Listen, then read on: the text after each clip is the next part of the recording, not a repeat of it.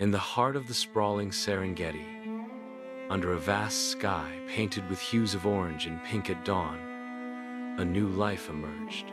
In a secluded den nestled among golden grasses, a mother lioness gave birth to a cub who would one day become known as Leo, a name that meant lion in an ancient tongue, fitting for the majestic creature he was destined to be. Leo opened his eyes to the world for the first time on a warm afternoon. His fur was soft and tawny, dotted with faint spots that would fade as he grew older. From the moment he took his first wobbly steps, it was clear there was something special about him. He had an air of curiosity and courage beyond his years. His mother, Amara, watched over him protectively, teaching him the ways of the pride. She showed him how to drink water from shimmering streams and find shade beneath acacia trees. Though still small, Leo's roar, though more of a squeak at this stage, echoed through the savannah, announcing his presence to all who cared to listen. One evening, as the sun dipped below the horizon, Leo gazed up at the stars scattered across the velvet black sky. "What are those?" he asked Amara, nudging her side with his tiny nose. "They're spirits of lions who have come before us," she replied gently. "They watch over you, guiding your path." Leo nodded solemnly, already feeling the weight of destiny resting upon his shoulders. The seasons passed. Leo transformed from a playful cub into a strong young lion. He spent hours practicing pouncing on insects and chasing butterflies, honing his hunting skills. His father, Kian, the pride's leader, began training him in the art of leadership. "Strength is not just about power," Kian told him one day, his deep voice resonating like thunder. "It's also about wisdom and kindness. Remember, a true king protects even the smallest ant." Leo listened intently, soaking in every word. Under Kian's guidance, he learned to hunt efficiently, working alongside his siblings and cousins to bring down prey. But what set Leo apart was his compassion. While others saw hyenas as enemies, Leo often wondered if they too deserved understanding. This trait made some members of the pride wary. But Amara smiled whenever she saw her son approach creatures with empathy.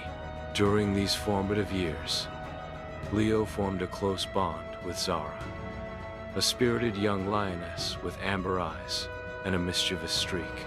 Together, they explored the plains, discovering hidden watering holes and secret caves carved into rocky outcrops. Their friendship blossomed into something deeper as they grew older. At 6 years old, Leo faced his first major challenge. A rival pride encroached on their territory, threatening the balance of the land. Though young, Leo stood by his father's side during the confrontation, roaring defiantly despite his trembling legs. The rivals retreated, impressed by the bravery of the young lion. By the time he turned 10, Leo had earned the respect of the entire pride. His roars could now be heard miles away, echoing across the savannah like a symphony of strength. Yet, he remained humble, always willing to lend a paw to those in need. Zara, now fully grown, often teased him about his growing fame. "You'll make a fine king someday," she said with a playful grin. Leo chuckled, brushing off her words. "I'm just trying to keep everyone safe." But deep down, he knew she might be right. When Leo turned 11, tragedy struck. An unexpected storm swept through the savannah, flooding rivers and scattering animals far and wide. In the chaos, Kian disappeared while searching for lost herdsmen.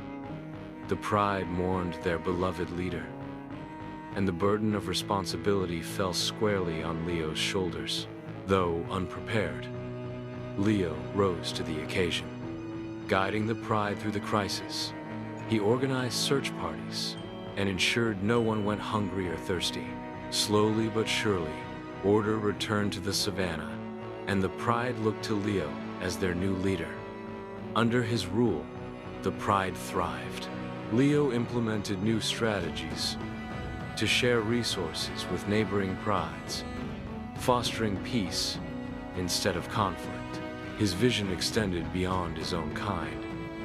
He worked tirelessly to maintain harmony between predators and prey, earning the admiration of creatures great and small. Zara became his closest advisor, supporting him in every decision.